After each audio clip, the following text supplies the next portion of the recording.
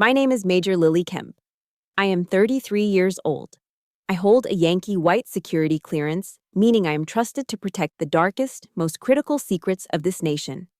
Yet, for all my training and authority, I found myself unable to protect my own heart from my father. It happened late that afternoon at the Quantico security checkpoint. My father, a retired master sergeant, laughed in the face of the young military police officer on duty. He pointed a grease-stained finger at me while I sat in the driver's seat wearing my dress blues, the most formal and sacred uniform of the Marine Corps. "Don't mind her, son," he sneered, his voice dripping with condescension. "She's just a civilian in a costume, just playing dress-up. Open the gate for me." A deathly silence suffocated the air inside the car. He honestly thought his tattered, expired retiree ID card was the ultimate authority. He believed his past glory outweighed my present reality. He had no idea that his arrogance had just triggered a security protocol that was about to tear his fragile ego apart forever. When the red sirens began to wail and the scanner screen flashed the words, "Yankee White, Priority 1," the arrogant smirk on my father's lips vanished instantly. That was the moment the most brutal truth of his life began to unfold. If you have ever been underestimated by your own parents, if your achievements have been dismissed simply because you didn't follow the path they dictated, type "understood" in the comments and subscribe. This story is your vindication. The humiliation at the gate didn't happen in a vacuum. It started 2 days earlier, in the sticky, syrup-scented booth of a Waffle House off I-95. I had stood before the full-length mirror in my hallway for 20 minutes that evening. I meticulously adjusted the Mameluke sword at my hip, ensuring the intricate hilt was perfectly aligned. I brushed a microscopic speck of lint from the midnight blue fabric of my dress blues.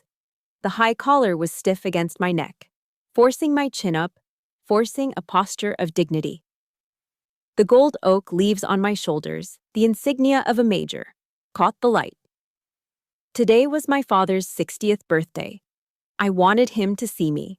Really see me.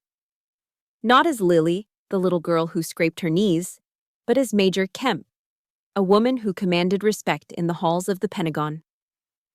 I had made reservations at a high-end steakhouse in D.C., a place with white tablecloths and hushed tones, somewhere worthy of a milestone celebration. But an hour before dinner, my phone buzzed.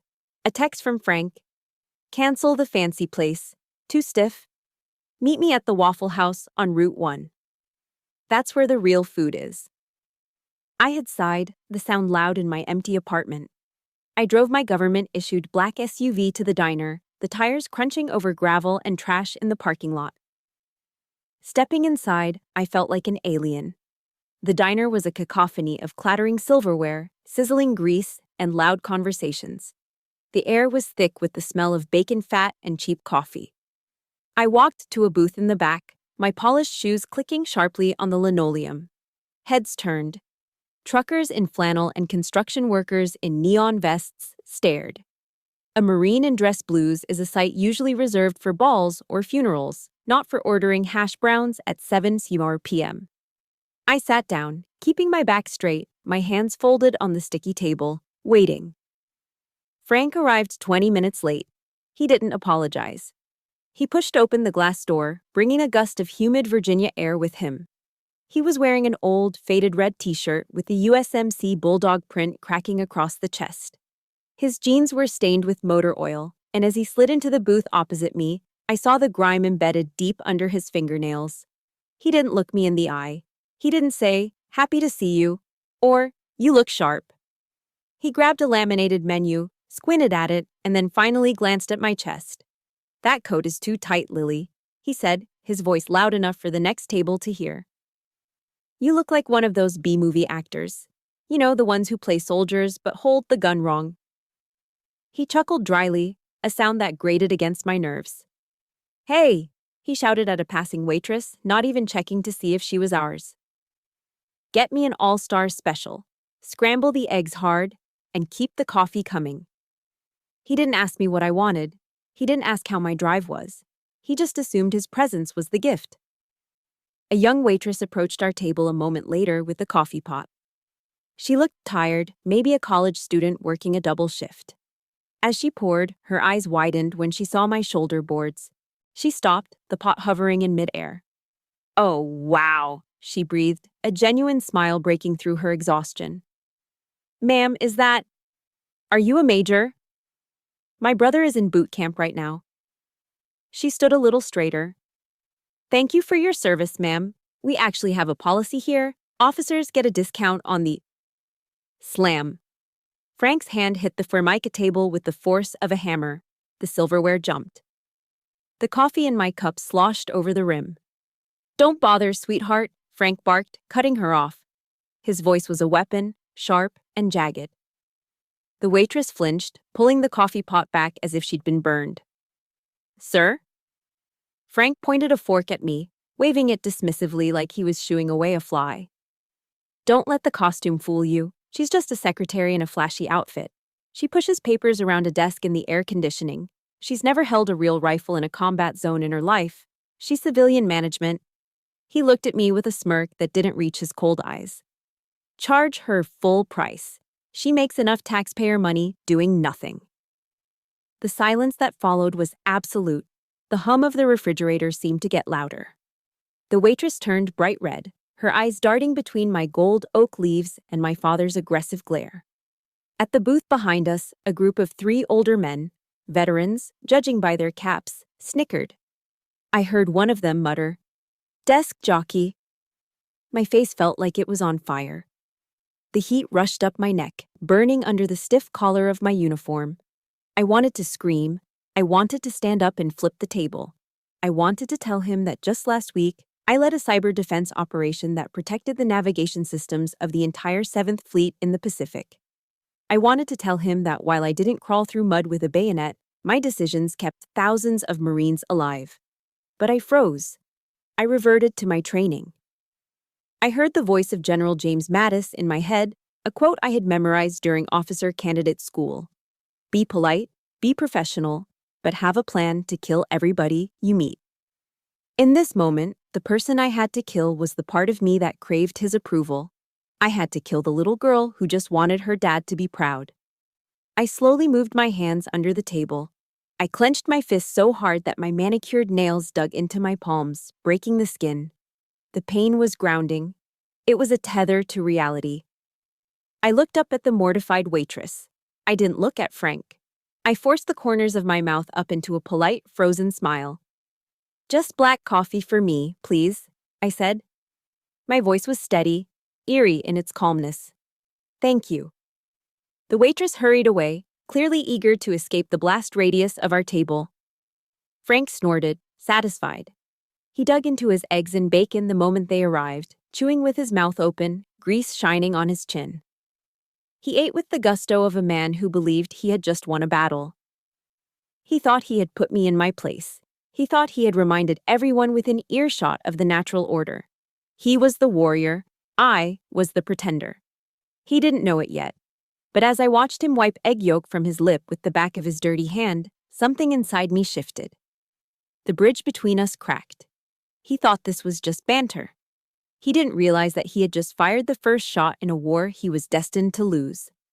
Rain lashed against the windshield of my SUV as I drove home from the Waffle House, the rhythmic thumping of the wipers matching the dull ache in my chest. The humiliation of the dinner still clung to me like the smell of stale grease. But as the miles blurred past on I-95, my mind drifted back to where this Cold War truly began. It wasn't always like this. Or maybe it was, and I just hadn't wanted to see it. 10 years ago. Quantico, Virginia. I could still feel the biting cold of that December morning. It was the day I graduated from Officer Candidate School, OCS. For 10 grueling weeks, I had pushed my body and mind past the breaking point. I had low-crawled through freezing mud, navigated dense forests with nothing but a compass, and endured the screaming of sergeant instructors until my voice was gone. I didn't just survive, I thrived. I graduated at the top of my class, standing on the parade deck, the rain soaking through my uniform just like it was soaking my car now. I raised my right hand to take the oath. I, Lily Kemp, do solemnly swear that I will support and defend the Constitution of the United States. The pride I felt in that moment was incandescent. It burned brighter than the cold. I was no longer just Lily. I was a second lieutenant in the United States Marine Corps. As the ceremony ended and the formation was dismissed, I scanned the crowd of families huddled under umbrellas. I was looking for one face, just one. And then I saw him. My father stood apart from the other cheering parents. He was wearing his old field jacket, arms crossed tight over his chest, his face carved from granite. He wasn't smiling. He wasn't clapping. He was a master sergeant, an E8. He had spent 22 years climbing the enlisted ranks, earning his stripes through blood and sweat in conflicts most people had forgotten. He was part of the old Corps, the backbone of the service. And on that day, his 22-year-old daughter had just become an 01. Technically, by the rigid hierarchy of military rank, I was now his superior officer. I ran over to him, my boots splashing in the puddles, desperate for approval. "Dad!" I breathless, grinning like an idiot. "I did it! I'm a lieutenant!" I waited for the hug. I waited for the good job, Marine. I waited for the validation I had been chasing my entire life. Instead, he looked me up and down, his eyes cold and assessing. He reached into his pocket and pulled out a small, wrapped box. "Here," he grunted, shoving it into my hand. My heart leaped. A gift? Maybe a watch? A compass? Something to signify passing the torch? I tore off the paper. Inside lay a single, cheap, blue Bic ballpoint pen. The kind you buy in a pack of 10 for $1 at the commissary. I looked up at him, confused. "A pen?" He leaned in close, the smell of tobacco on his breath. "Take it," he said, his voice low and mocking. "That's your weapon now. Don't go getting ink on any real soldiers, you hear?" The words hit me harder than any physical blow. The smile slid off my face. "You're an officer now, Lily," he continued, spitting the word officer like it was a curse. "You're management. You sit in the air conditioning while men like me do the dying. Don't forget that." He had drawn a line in the sand that day. On one side were the real Marines, the enlisted grunts, the mudsloggers, the ones with dirt under their nails. On the other side were the officers, the cake eaters, the paper pushers, the ones he despised. And I was now the enemy. Over the next decade, that divide only widened. Every Thanksgiving, every Christmas, every family reunion became a battlefield of passive-aggressive comments. I would come home with news of a promotion or a commendation medal or a successful deployment. Frank would listen, stone-faced, and then immediately turn to my cousin Billy. Billy was 30 years old, drank a 12-pack of beer before noon, and worked sporadically as a plumber's apprentice when he wasn't hungover. But to Frank, Billy was a hero. "Now Billy here," Frank would boom, clapping my cousin on the back. "Billy knows what real work is. Look at those hands. Calloused. Dirty. That's a man who builds America, unlike some people who just push buttons in a climate-controlled office." Billy would grin, showing yellow teeth, and toast with his beer can. "Hell yeah, Uncle Frank. Real work." I tried to buy Frank's affection. When his old truck broke down, I bought him a new transmission. He told the neighbors he fixed it himself. When I offered to pay off his mortgage, he threw the check back in my face, accusing me of trying to buy him off with my easy money. He couldn't stand that I had succeeded in a world he felt he owned, but in a way he couldn't respect. He was jealous. It was an ugly, bitter truth, but there it was. He was jealous that his little girl outranked him. I pulled my car into the garage of my apartment complex in Arlington. The silence of my empty apartment greeted me. No husband, no kids, just the quiet hum of the HVAC system. I walked into my home office and switched on the lamp. The light fell on the framed document hanging above my desk. It was my Yankee white clearance certificate, stamped with the highest seals of the Department of Defense. To the world, this paper meant I was one of the most trusted individuals in the nation. It was a golden ticket that allowed me to walk into the Oval Office. It was proof of impeccable character, unwavering loyalty, and supreme competence. To my father, it was just another piece of paper for a desk jockey. I sank into my leather chair, feeling the exhaustion deep in my bones. I opened the drawer and pulled out my old Bible, the one my mother had given me before she passed. It fell open to a page I'd bookmarked long ago. Matthew 13:57. A prophet is not without honor except in his own town and in his own home. I traced the words with my finger. Why was it that strangers, like the waitress tonight or the colonel at work, could see my worth, could respect the uniform and the sacrifice it represented? Why did complete strangers thank me for my service, while my own father looked at me with nothing but disdain? It's a lonely feeling, realizing that the people who are supposed to be your biggest cheerleaders are actually rooting for you to fail, just so they can feel better about themselves.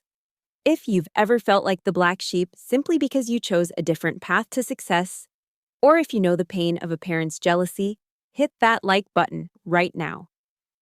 And in the comments, just write, "I am enough." Because you are. And I need to remind myself of that tonight too. I closed the Bible and looked back at the Yankee white certificate. The glass reflected my face, tired but set with a hard determination. Let him think I'm just a paper pusher. Let him think my pen is just a toy. Tomorrow I had a briefing at the White House. Tomorrow I would wield that pen to authorize security protocols that kept the leader of the free world alive. Frank might have his pride, but I had a job to do. And in this house, even if it was empty, that job mattered. 0800 hours. The Pentagon. I was standing deep underground in a SCIF, a sensitive compartmented information facility.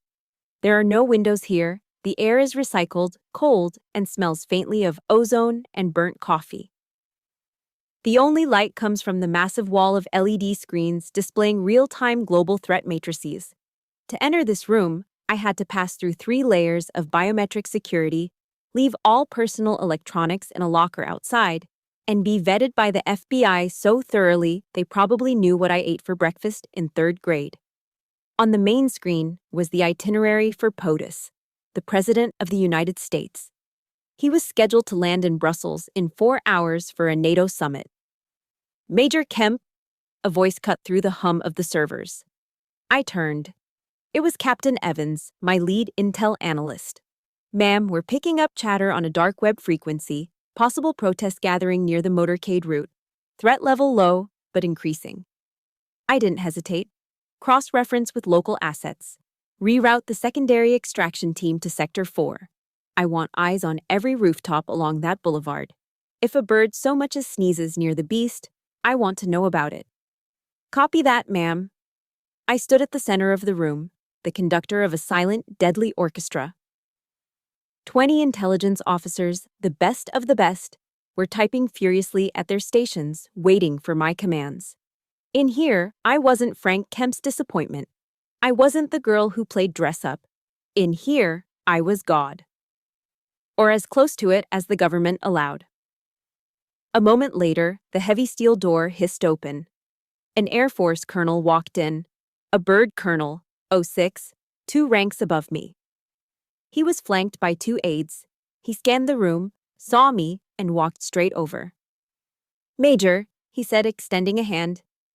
"We need your sign-off on the no-fly zone adjustments for the arrival. The Secret Service is pushing back on the radius." I took the file he offered. I scanned the coordinates quickly, my brain processing the logistics of airspace, fuel loads, and response times in seconds.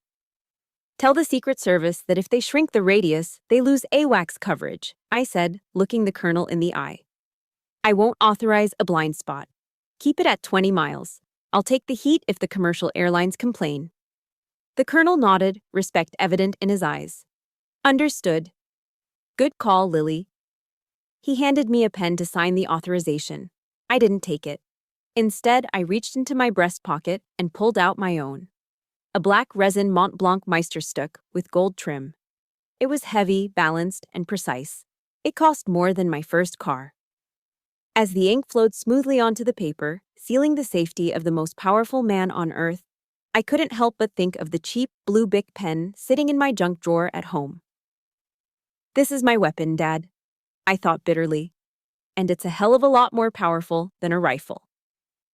"Thank you, Colonel," I said, handing the file back. "Bravo, Zulu, Major," he replied, the naval signal for "well done," before turning to leave. I took a deep breath, the adrenaline of command buzzing in my veins. For 2 hours, we were in the zone. We were saving the world, one decision at a time. Then, the red light above the door flashed. Shift change, mandatory 10-minute break for mental reset. I walked out of the CKIF, my shoulders stiff.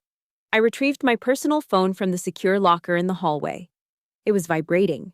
I looked at the screen. Dad. A knot of dread tightened in my stomach, instantly killing the high of my command. I hesitated, then answered. Major Kemp, I said, force of habit. Cut the crap, Lily. Frank's voice scratched through the speaker, tinny and annoyed. I've been calling you for 20 minutes. Where the hell have you been? I'm at work, Dad, I said, leaning against the cold concrete wall of the corridor. I can't have my phone inside. You know that. Yeah, secret squirrel stuff, he scoffed. Listen, the transmission on the truck is acting up again. It's making that grinding noise. I need to take it to the shop, but I'm short this month. I closed my eyes. How much? 500 ought to cover it. Maybe 6, just to be safe. Dad, I just sent you money for the mortgage last week. So? His voice rose, defensive and sharp. You think money grows on trees for me? I'm on a fixed income, Lily. I served this country for 22 years, and this is how they treat me. Meanwhile, you're sitting there in your fancy air-conditioned office, pushing pencils, making officer pay. You're sitting on a gold mine while your old man can't even drive to the grocery store.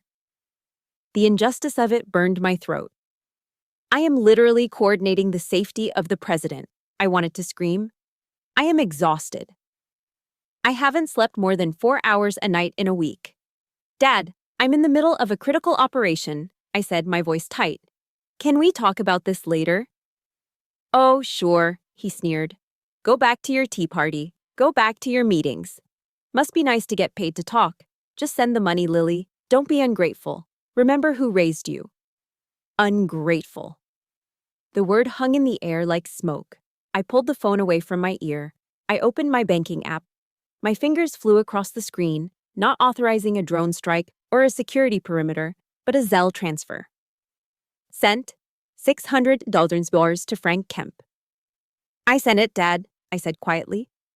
About time, he grunted. No, thank you. No, love you. Just the click of the line going dead. I stood there in the hallway of the Pentagon, surrounded by the most powerful military machinery in history, feeling completely powerless. I was a major. I was a Yankee white clearance holder. I was a wolf in the SIF. But to Frank Kemp, I was just an ATM, a convenient, limitless resource that he could tap whenever he wanted, while simultaneously spitting on the very career that provided the money. I took a deep breath, forcing the emotions down, locking them into a box deep in my mind. I straightened my uniform. I put the phone back in the locker. I turned and walked back into the windowless room. The heavy steel door hissed shut behind me, sealing me back into the world where I mattered. But the crack in my armor was getting wider, and I knew deep down that $500 was a cheap price to pay for silence, but it wouldn't buy it for long. 2 days passed. The $600 I'd wired to my father sat in the digital ether between us, unacknowledged. No text, no thank you card. Just a silence that I had learned to interpret as transaction complete. I was sitting on my balcony on a humid Friday evening, nursing a glass of iced tea and trying to decompress from a 60-hour work week when my phone buzzed again. Dad. I stared at the screen. My thumb hovered over the decline button. I could just let it go to voicemail. I could claim I was in the shower, or asleep, or back in the SIF. But the conditioning ran deep. You answer the call. You report for duty. I slid the bar to accept. Hello, Dad. Lily, he started, his voice booming without preamble. What are you doing this Sunday? He didn't ask how I was. He didn't mention the money for the truck transmission. He just plowed forward with his agenda, as always. I'm catching up on rest, Dad, I said, rubbing my temples. It's been a long week. Well, wake up, he said. Old Mike Henderson is retiring. You remember Mike? He was my gunnery sergeant back in Okinawa. He's finally hanging up the uniform after 30 years. The ceremony is at the National Museum of the Marine Corps, right outside Quantico, but the reception, the real party, is at the officers' club on base. Okay, I said, wary. That sounds nice. Send Mike my regards. No, you don't get it, Frank said, impatient. I need you to drive me. I paused. You want me to drive you? Is your truck still broken? I sent you the money to fix it. The truck is fine, he dismissed quickly, too quickly. But my retiree ID is expired. I went to find it in my wallet yesterday, and the damn thing ran out 2 years ago. I tried to go online to renew it, but the website is a mess. Passwords, two-factor authentication, all that bureaucratic nonsense. I don't have time for it. He paused, waiting for me to connect the dots. When I didn't, he huffed. So, I need you to drive me onto the base, he commanded. You have your fancy active duty card. You can get us through the gate. I don't want to deal with the visitor control center. The line is always an hour long and full of civilians. My stomach tightened. Dad, it doesn't work like that anymore. Not since 9/11. Security at Quantico is tight. It's FP Con Bravo right now. If your ID is expired, they won't just wave you through because you're with me. I have to sponsor you. We still have to stop at the gate, and if their scanner flags your ID as invalid, they'll turn us around. Don't you lecture me about security, he snapped, his voice rising. I was a master sergeant when you were still in diapers. I helped build that damn base. I know the MPs at the gate. They're good boys. They see a veteran, they see the sticker on my truck, or hell, they see me in the passenger seat, and they'll open the gate. It's called professional courtesy, something you officers don't understand. Professional courtesy. He was living in a fantasy world. He remembered a corps that ran on handshakes and knowing the right people. He refused to accept the reality of the modern military. A machine run by strict protocols, biometric scanners, and zero-tolerance policies. He thought he was above the rules because of who he used to be. Dad, I tried again, my voice firm. I'm telling you, if we roll up to the gate and you hand them an expired ID, it's going to be a problem. I can't just talk us in. I could lose my clearance if I try to bypass protocol. Oh, for God's sake, Lily, he shouted. Stop being such a coward. You're always so scared of the rules. Oh no, I might get in trouble. Grow a spine. I'm asking for a ride to a retirement party, not to break into Fort Knox. You just drive the car. Let me handle the talking. I'll tell them you're my daughter, and they'll respect that. They'll respect that. He truly believed that his rank, retired for a decade, still held more weight than my current active duty commission. He saw me not as a major in the United States Marine Corps, but as his chauffeur. A useful idiot with a valid ID card to facilitate his entry into the club. I was about to refuse. I was about to tell him to take an Uber to the visitor center and wait in line like everyone else. But then, a thought stopped me. He wouldn't listen to me. He never listened to me. I could explain force protection conditions until I was blue in the face, and he would just call me a paper pusher. The only way he would learn, the only way, was to see it for himself. He needed to hit the wall of reality. And if he crashed, well, maybe he needed the impact to wake him up. Fine, I said, my voice dropping to a cool, flat tone. I'll take you. Good, he grunted, satisfied that he had bullied me into submission. Pick me up at 0800, don't be late. Mike's speech starts at 0900 and I want to get a drink beforehand. I'll pick you up, I agreed.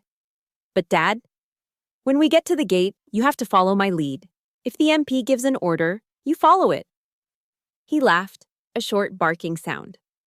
You follow my lead, Lily. I know how to handle sentries. Just keep your eyes on the road and let the men handle the business. See you Sunday, Dad. I hung up the phone and set it gently on the patio table. I picked up my iced tea, the condensation cold against my fingers. I looked out at the DC skyline in the distance. I thought about my ID card in my wallet, the common access card with the gold chip that identified me as a field-grade officer. I thought about the Yankee White designation in the DoD database. He wanted to go to Quantico. He wanted to show off to his old buddies. He wanted to play the big shot master sergeant one last time. Okay, Dad, I whispered to the empty air. You want to go to the base? I'll take you to the base, but you might not like what you find there. I took a sip of tea. It tasted bitter, but refreshing. Sunday was going to be a very interesting day. 0800 hours. Sunday morning. My black SUV idled in the driveway of my father's small clapboard house. The Virginia humidity was already rising, sticking my shirt to the leather seat. I watched the front door, my fingers tapping a nervous rhythm on the steering wheel. The door swung open, and Frank Kemp emerged. He was wearing a polo shirt tucked into khaki pants that had seen better days, and a VFW, Veterans of Foreign Wars, cap pulled low over his eyes. He didn't lock the door behind him. He just marched toward my car, looking like a general inspecting the troops. He yanked the passenger door open and hauled himself up into the seat with a grunt. The smell of Old Spice and stale tobacco instantly filled the cabin, overpowering my air freshener. "Morning, Dad," I said, trying to keep my tone neutral. He didn't answer. He just looked around the interior of the car, his lip curling in a sneer. "Jesus, Lily, what is all this junk? Touchscreens, cameras, sensors. A car is supposed to be an engine and 4 wheels. You don't need a computer to drive down the road." "It's standard safety equipment, Dad," I said, putting the car in gear. "Safety," he scoffed. "Women drivers always need a computer to tell them how to park. That's why you bought a tank like this, isn't it? Because you're afraid of the road." I didn't take the bait. I merged onto the highway, heading south toward Quantico. Then, out of the corner of my eye, I saw it. He lifted his right leg and propped his foot up on my dashboard. His heavy work boot, the sole caked with dried red mud from his yard, rested directly on the pristine, beige leather. My jaw tightened. "Dad, get your foot down. You're getting mud on the dash." He looked at his foot, then at me, and laughed. "Relax, princess. It's just a little dirt. It wipes off. You treat this car better than you treat your own father." He didn't move his foot. I reached over, risking taking a hand off the wheel, and shoved his leg down. I said, "Get it down." He slapped my hand away. "Watch it. You almost swerved." He shook his head, looking out the window. "God, you're uptight. No wonder Jack left you. A man can't live with a woman who treats everything like a museum exhibit." The air left my lungs. Jack. Jack was a sore spot that hadn't healed in 3 years. My ex-fiancé who had walked out because he couldn't handle my deployment schedule. He had wanted a wife who was home for dinner every night, not one who disappeared into classified briefings for weeks at a time. "Jack didn't leave because of the car," I said, my voice icy. "He left because he was weak." "He left because you're unnatural," Frank countered, his voice dripping with venom. "Look at you, Lily. You're 33. When your mother was your age, she had 3 kids running around the yard. She had a home. She cooked dinner. You? You have a cat and a stack of paper awards that don't mean squat. What kind of legacy is that? A woman's place is building a family, not playing soldier." The words hit me like physical blows. Unnatural, empty, failure. I felt tears pricking the corners of my eyes, but I refused to let them fall. Not in front of him, never in front of him. I reached for the radio dial and cranked the volume. George Strait's Amarillo. By morning flooded the cabin, loud enough to rattle the speakers. I needed to drown him out. I needed to drown out the voice that sounded suspiciously like my own insecurities. Frank glared at me. He reached over and snapped the radio off. The silence that rushed back in was deafening. "I am talking to you," he hissed. "Show some respect to your elders. I'm trying to help you. Someone has to tell you the truth, since you surround yourself with people who kiss your ass because of that rank on your shoulder." My knuckles were white on the steering wheel. I was shaking. "We're almost there," I said, my voice trembling with suppressed rage. Ahead of us, the tree line broke, revealing the imposing entrance to Marine Corps Base Quantico. Tall fences topped with razor wire stretched endlessly in both directions. Concrete barriers, designed to stop a truck bomb, formed a maze leading to the guard shacks. Seeing the base seemed to energize Frank. He sat up straighter, puffing out his chest. "All right," he said, shifting into command mode. "Listen to me. When we get up there, roll your window down, smile, big smile, show some teeth. Those young MPs, they've been standing in the sun for hours. They like a pretty face. Don't act all stiff and official. Dad, that's not how it works, I warned. Shut up and listen, he interrupted. I'll do the talking. I'll tell them I'm Master Sergeant Kemp. I'll tell them you're my daughter, giving me a lift. Just nod and look sweet. If they ask for ID, just fumble around in your purse until I wave them off. It's a psychological trick. Establish dominance, then offer friendship. We were getting closer. I could see the military police officer in the lane ahead. He wasn't smiling.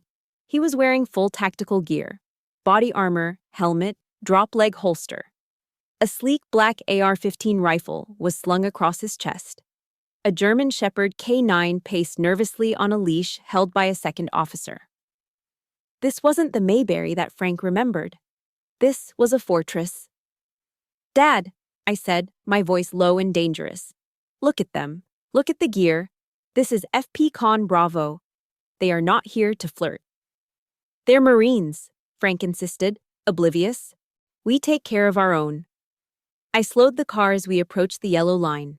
My heart was pounding against my ribs like a trapped bird. I knew what was coming. I knew, with the certainty of a train wreck, that he was about to humiliate himself. And me. I took a deep breath, reciting the words of Psalm 23 in my head to steady my nerves. Yea, though I walk through the valley of the shadow of death, I will fear no evil. Dad, I said sharply. Silence. We are here. He turned to me, his eyes bulging with disbelief. Did you just give me an order? I said, be quiet, I whispered, bringing the car to a halt. Frank opened his mouth to scream at me, to assert his dominance one last time. But before he could, the MP stepped forward, his hand raised in a crisp, authoritative halt signal. I lowered the window. The humid air rushed in, carrying the scent of exhaust and tension.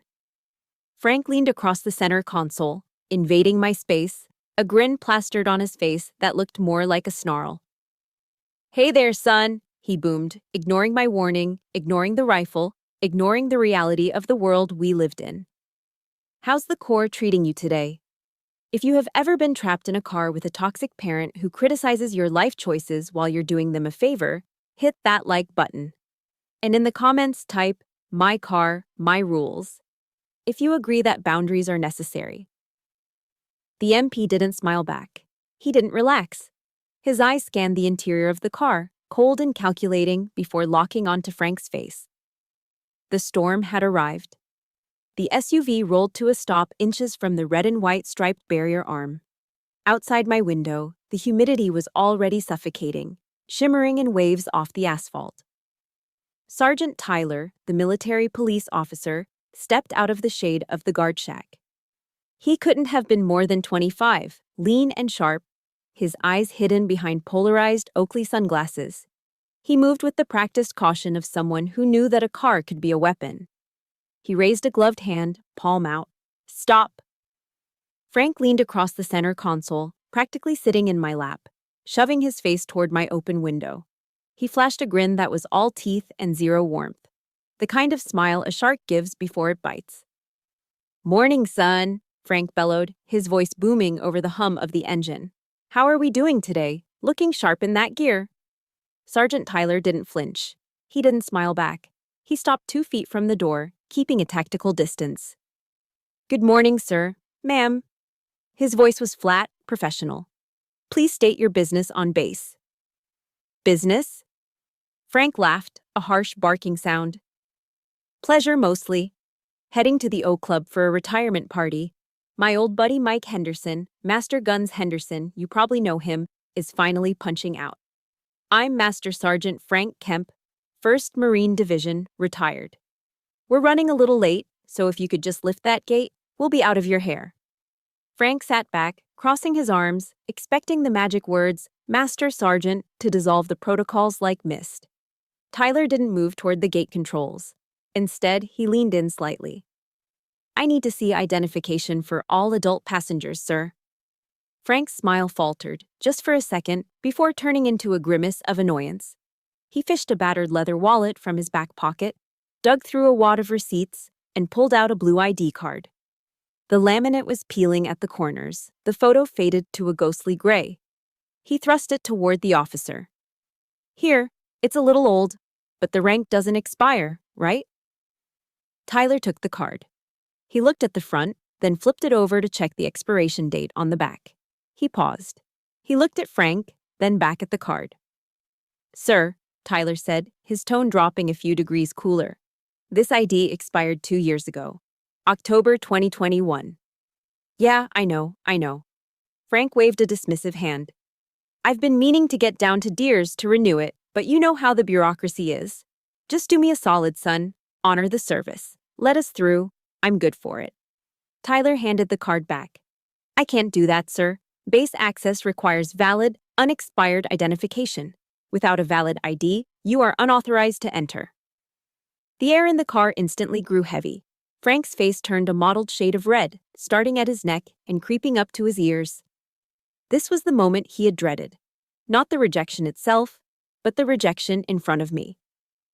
Now listen here, Frank growled, his voice losing its fake friendliness. I served 22 years in this corps. I earned the right to walk on this ground. You're not going to turn me away over a piece of plastic. Those are the regulations, sir, Tyler said unbothered. If you don't have another form of valid DoD identification, you'll need to turn around. There's a U-turn lane right there. You can go to the Visitor Control Center and apply for a day pass.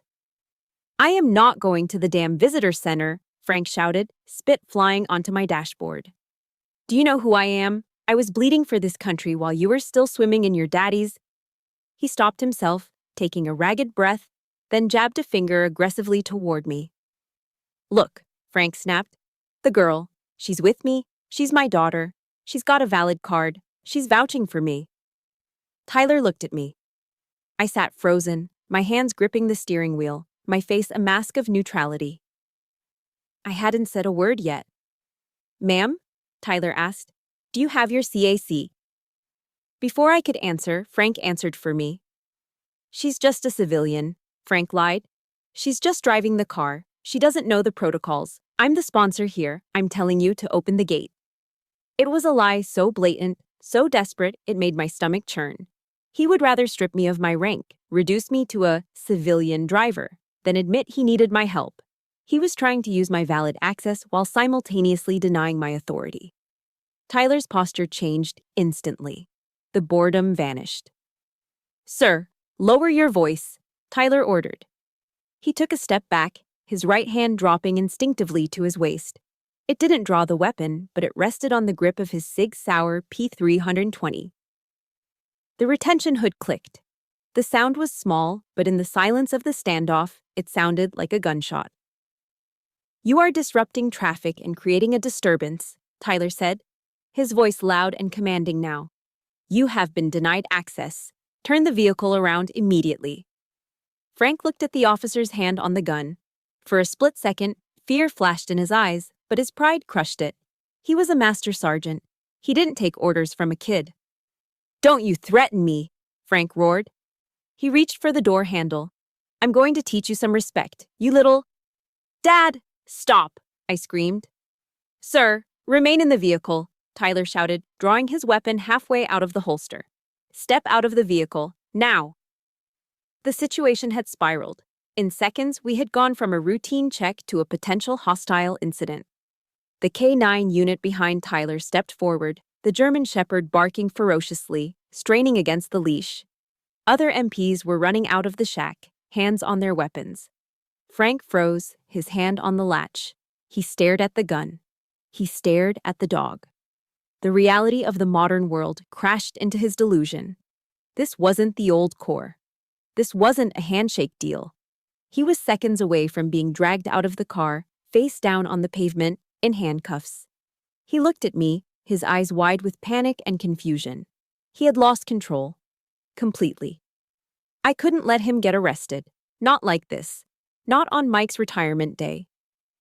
I unclenched my hands from the wheel. The trembling stopped. A cold, icy calm washed over me, the same calm I felt in the SIF when the threat level spiked to red. Stay in the car, Frank, I said. My voice wasn't loud, but it was steel. I turned to the window. I looked directly at Sergeant Tyler, ignoring the gun, ignoring the shouting. I needed to end this, now. Frank, sit down. My voice cracked through the chaotic air inside the SUV like a whip. It wasn't the voice of a daughter pleading with her father. It was the voice of a major who had commanded operations rooms during national crises. It was guttural, authoritative, and terrifyingly loud. Frank froze. His hand was halfway to the door handle, his mouth open to shout another insult at the MP. He blinked, stunned into silence by the sudden ferocity coming from the driver's seat. He looked at me, and for the first time in my life, I saw genuine shock in his eyes. I didn't look at him. My eyes were locked on Sergeant Tyler, whose hand was now firmly gripping the butt of his pistol. I hit the button to lower my window completely. The glass slid down with a smooth hum. "Sergeant," I said. My tone was icy calm, a sharp contrast to the shouting match that had just occurred. "Eyes on me." Sergeant Tyler hesitated. His training told him to focus on the threat, the angry old man trying to exit the vehicle. But the authority in my voice pulled his attention. He looked past Frank, meeting my gaze. I didn't offer an explanation. I didn't apologize for my father's behavior. I didn't beg. Instead, I reached into the center console and pulled out my wallet. I flipped it open and slid out my CAC, my common access card. It wasn't the standard white card that every service member carried. This one had a distinct gold chip embedded in the front and a specific barcode on the back that only a handful of people in the DoD possessed. I held it out the window, pinching it between two fingers like a blade. "Run it," I commanded. Tyler looked at the card, then back at Frank, then back at me. He was still pumped full of adrenaline, his chest heaving. He clearly thought I was just another entitled civilian trying to bluff my way onto base. "Ma'am, I need everyone out of the—" I said, "Run the card, Sergeant," I interrupted, my voice dropping an octave. "Check the D-bids scanner, right now." Something in my demeanor, the absolute lack of fear, made him pause. He signaled to his partner with the dog to hold position. Warily, he stepped forward and snatched the card from my hand. He looked at it skeptically. Then, he raised his handheld scanner, the Defense Biometric Identification System device that looked like a rugged smartphone. He aimed the red laser at the barcode on the back of my card. Beep. The sound was sharp in the humid morning air. I watched Tyler's face. I watched for the moment the data hit the screen. Usually the scanner gives a short, cheerful chirp and flashes green for access granted, or a dull buzz and red for denied. This time, the machine did neither. It let out a long, piercing, high-pitched tone that I knew very well. Breep! The LED light on top of the scanner didn't flash green. It strobed rapidly between red and blue. Tyler frowned, thinking the machine had malfunctioned. He looked down at the screen, and then his jaw dropped. I knew exactly what he was seeing. In bold capital letters, scrolling across the backlit display, Major Lily Kemp, USMC, Active Duty Security Clearance, Yankee White, Category. I Access Level Priority 1, Presidential Support Duty. Yankee White isn't just a clearance, it's the Holy Grail. It means I've been vetted by the FBI and the Secret Service to stand within arm's reach of the President of the United States. It means I carry secrets that could topple governments. It means that on any military installation in the world, I am not just an officer, I am a VIP. Sergeant Tyler stared at the screen for a full 3 seconds, his brain trying to reconcile the angry man in the passenger seat with the ghostly high-level clearance holder in the driver's seat. He swallowed hard. The color drained from his face, leaving him pale beneath his tan. He looked up at me. The suspicion was gone. The aggression was gone, replaced by pure, unadulterated terror. He snapped to attention so fast his heels clicked together with an audible crack on the pavement. His hand flew from his weapon to his brow in a perfect, rigid salute. "Ma'am!" he shouted, his voice cracking. "My apologies, Major Kemp. I wasn't aware." He fumbled to hand the card back to me with both hands, treating it like a sacred relic. "We have a Priority 1 entry," Tyler yelled to the other guards in the shack. "Open the lane. Open the VIP lane. Now, now, now. The sudden shift was jarring. The K9 handler yanked his dog back. The other MPs, who had been ready to swarm the car, lowered their rifles and scrambled to hit the buttons in the guard shack. The heavy steel barrier arm shot up instantly. A yellow light began to flash above the gate, and a siren gave a short whoop whoop to clear the traffic ahead. "Please proceed, Major," Tyler shouted over the noise, still holding his salute. "Drive safely, ma'am." I took the card back, sliding it coolly into my wallet. I nodded at him, a single curt nod of dismissal. "Carry on, Sergeant," I said. I hit the button to roll the window up. The silence that returned to the car was heavier than before. It wasn't the silence of tension anymore. It was the vacuum of shock. I put the SUV into drive and pressed the accelerator. The car surged forward, gliding past the stunned MPs, past the concrete barriers, and onto the smooth pavement of the base. I didn't look at Frank immediately. I kept my eyes on the road, merging into the VIP lane that bypassed the winding traffic. But out of my peripheral vision, I could see him. He was slumped against the passenger door. His mouth was hanging open, slack-jawed. His eyes were wide, darting from the rearview mirror, where the MPs were still standing at attention, to my face, and then down to my purse where the card now lay hidden. The bluster was gone. The Master Sergeant persona had evaporated. "What?" he croaked, his voice barely a whisper. He cleared his throat and tried again, sounding smaller than I'd ever heard him. "What the hell was that?" He looked at me as if I had just grown a second head. He had spent my entire life telling me I was nothing, a paper pusher, a fake soldier, a civilian in costume. And in less than 10 seconds, a single piece of plastic from my wallet had commanded more respect from those real Marines than his entire 22-year career. I adjusted the rearview mirror. A small, cold smile touched my lips. "That, Dad," I said softly, "is what a real officer looks like." I drove on, leaving his shattered ego in the dust behind us. The silence inside the SUV was absolute. It wasn't the angry, simmering silence of the drive up here. This was different. It was the heavy, suffocating silence of a paradigm shift. The kind of quiet that follows an explosion when the dust is still settling and you're checking to see if you still have all your limbs. We glided down the main avenue of Marine Corps Base Quantico. The VIP lane was smooth, devoid of the potholes and traffic that clogged the civilian access roads. Outside the tinted windows, the base hummed with activity. We passed a platoon of young recruits marching in formation, their boots striking the pavement in perfect unison. As my car approached, the corporal leading them barked a command. "Eyes! Right!" The entire platoon turned their heads toward my vehicle. The corporal snapped a salute. They weren't saluting me personally, they couldn't see through the tint. They were saluting the blue officer's decal on my windshield and the red plates on my bumper. They were saluting the authority I represented. Frank saw it.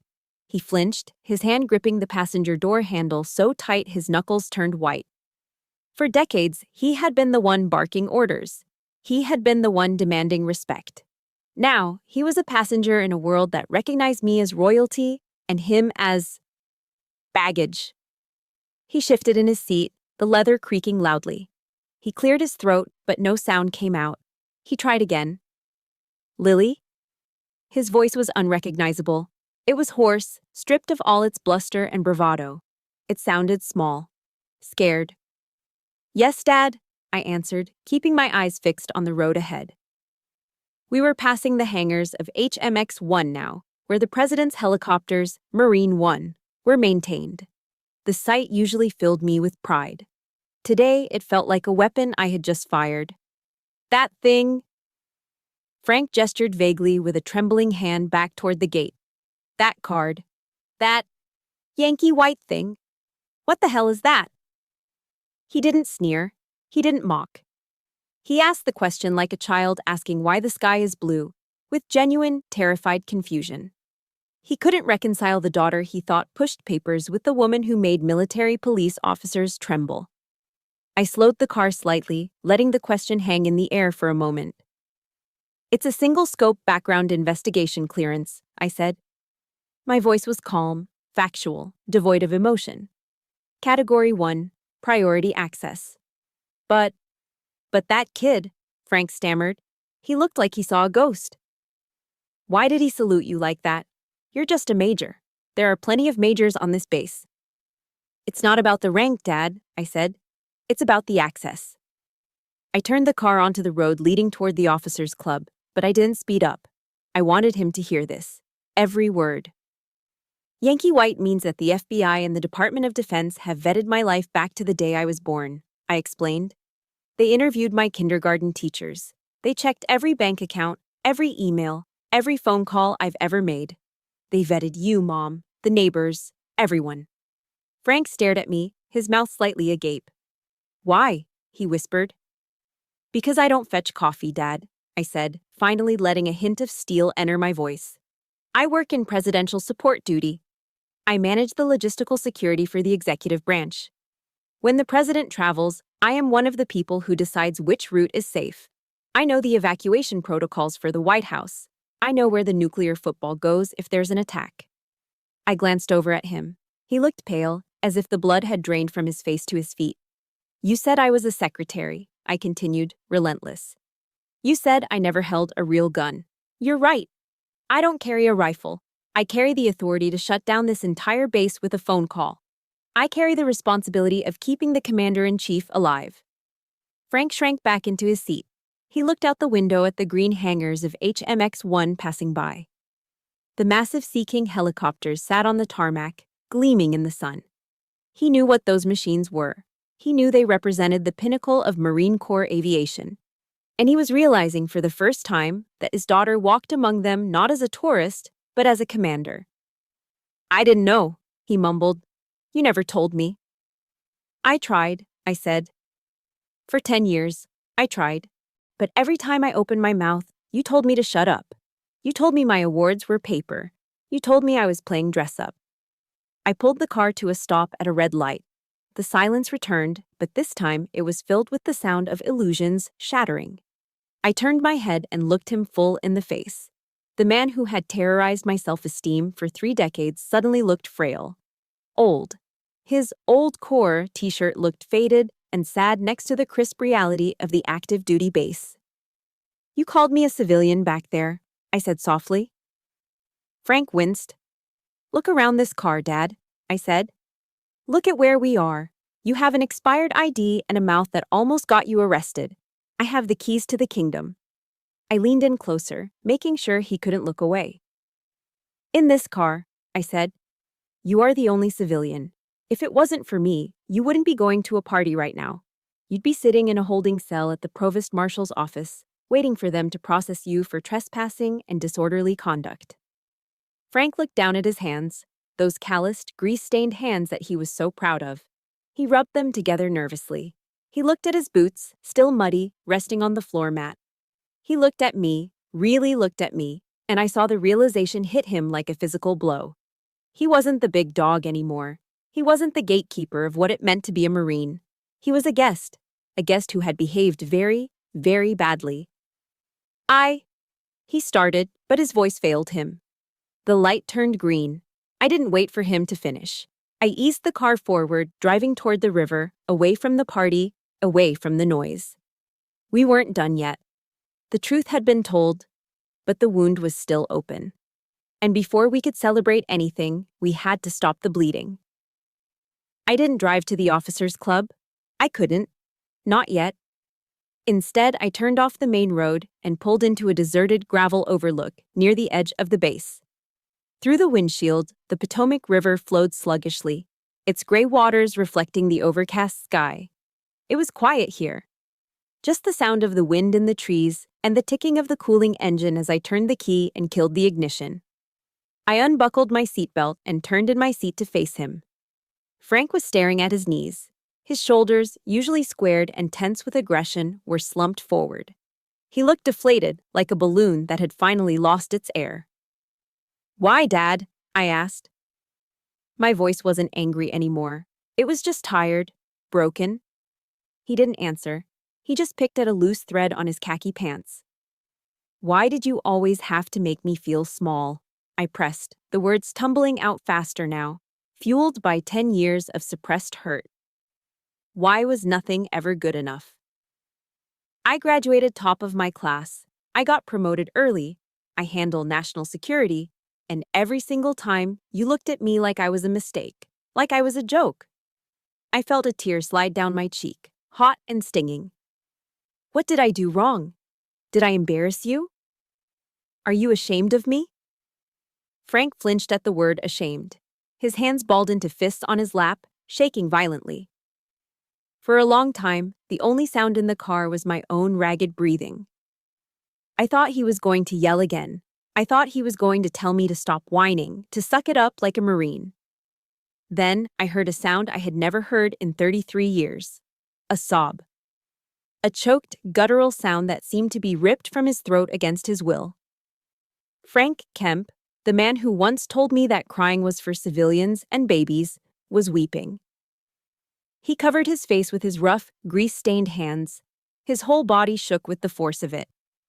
I wasn't ashamed of you, Lily, he gasped, his voice muffled by his palms. I was ashamed of me. I sat frozen, stunned into silence. He lowered his hands. His face was wet, his eyes red and swollen. He looked at me with a vulnerability that was terrifying to witness. That day, he whispered, his voice trembling. Graduation day. When I saw you standing there in that officer's uniform, you looked so tall, so powerful. And I looked at myself, and all I saw was an old man with bad knees and a pension that barely covers the rent. I saw a grunt who fixes trucks. He wiped his nose with the back of his hand, sniffing loudly. You were smart. You were going places I could never go. You were giving orders to men like me. And I got scared. Scared? I asked softly. Scared of what? Scared that you would look down on me, he confessed, the words pouring out now like a dam breaking. Scared that you would realize your old man wasn't a hero, just a mechanic.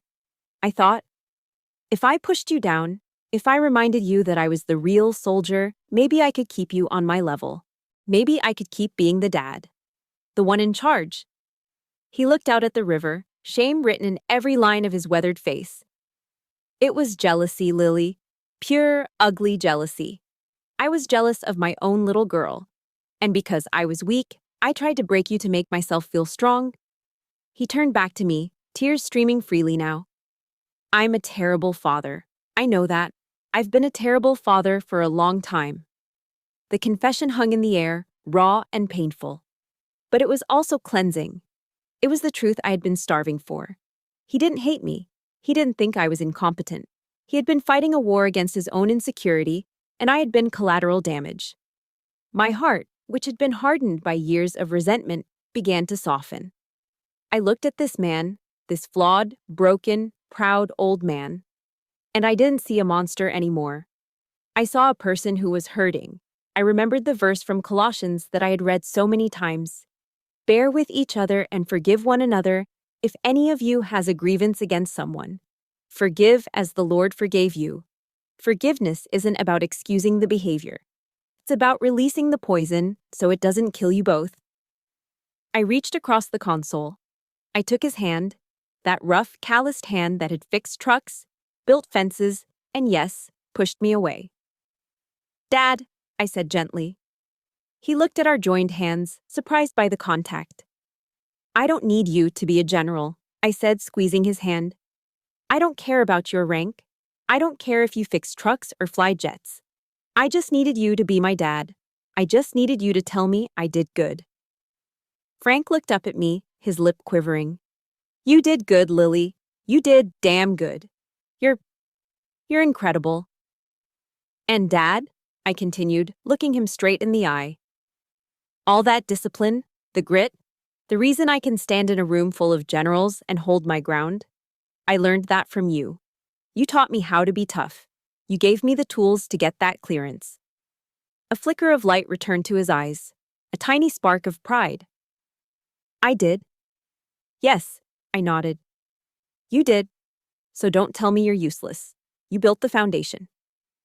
He let out a long, shaky breath. He squeezed my hand back, hard. I'm sorry, baby girl, he whispered, using the nickname he hadn't used since I was 10. I am so sorry.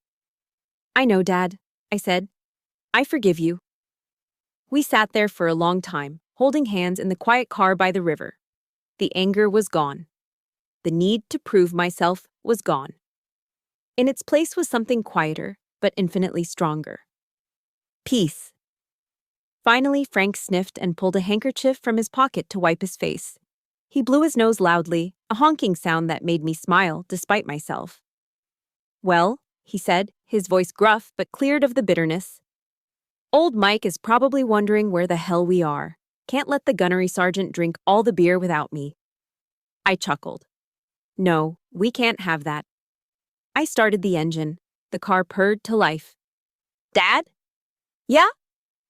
When we get there, I'll introduce you to the colonel. I think he'd like to meet the man who taught me how to shoot. Frank straightened his collar. He adjusted his VFW cap, pulling it down to hide his red eyes. He sat up a little taller in the seat. Yeah, he said, a genuine smile touching his lips for the first time in years. I'd like that. I put the car in reverse and backed out of the gravel lot. We headed back toward the officers' club, not as adversaries, but as allies. The war was over, and for the first time, we were both on the winning side. 20 years. They say time flies when you're having fun, but in the Corps, time moves differently. It moves in deployment cycles, in duty stations, in the gray hairs that slowly replace the brown ones. It moves in the lines etched around your eyes from squinting into the sun in foreign deserts, and in the quiet moments between storms. I stood on the raised podium inside Hangar 3 at Quantico. The massive bay doors were open, revealing a square of brilliant Virginia blue sky.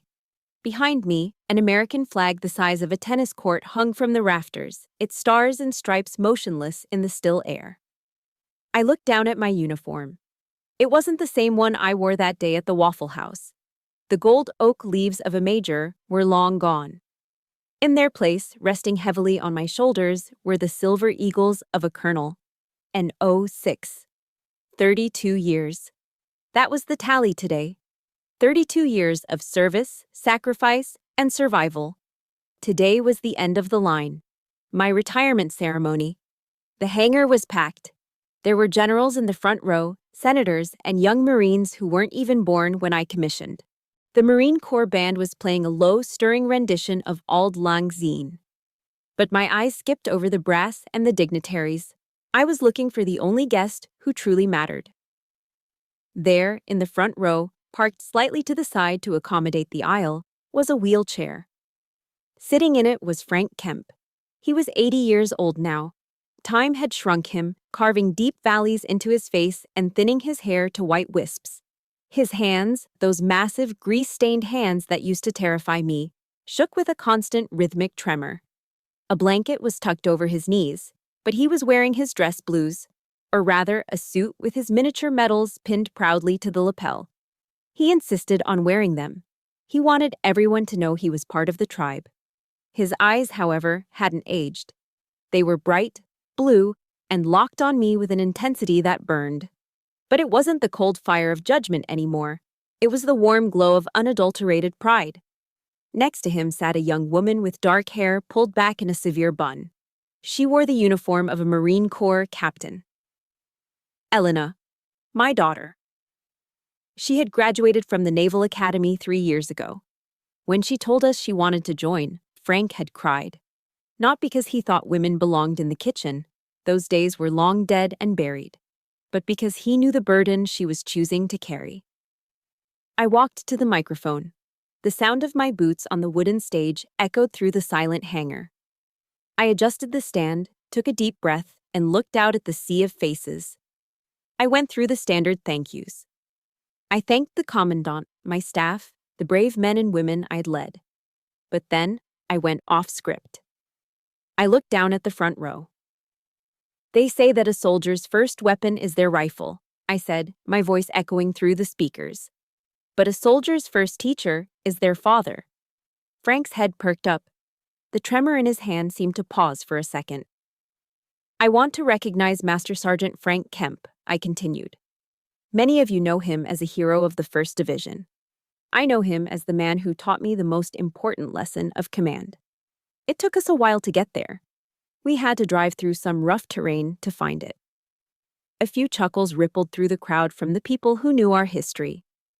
He taught me that true strength isn't about how loud you can yell or how much rank you have on your collar.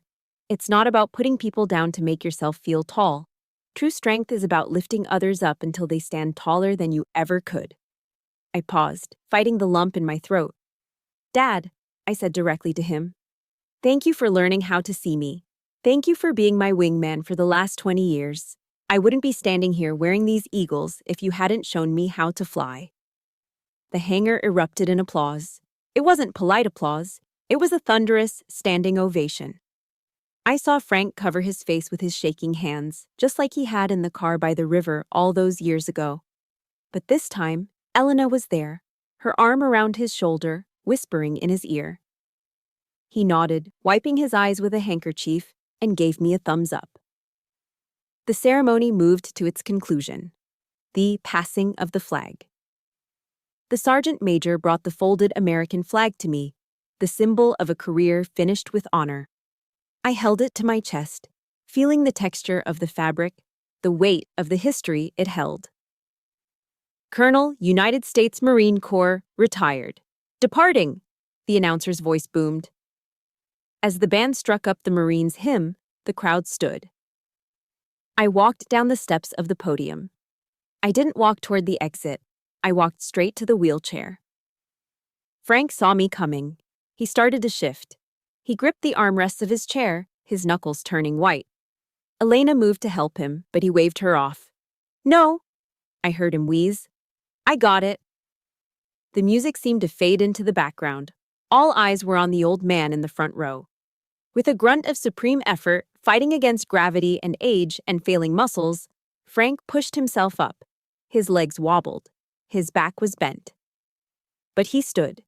He stood on his own 2 feet, facing his superior officer, facing his daughter.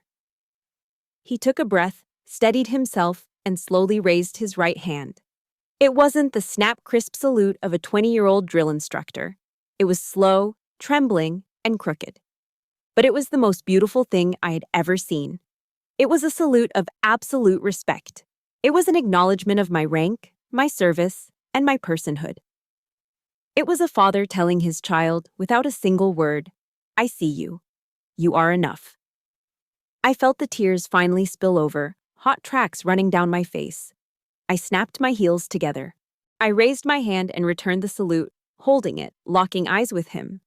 Semper Fi, Dad, I whispered. Semper Fi, Colonel, he whispered back, his voice thick with emotion.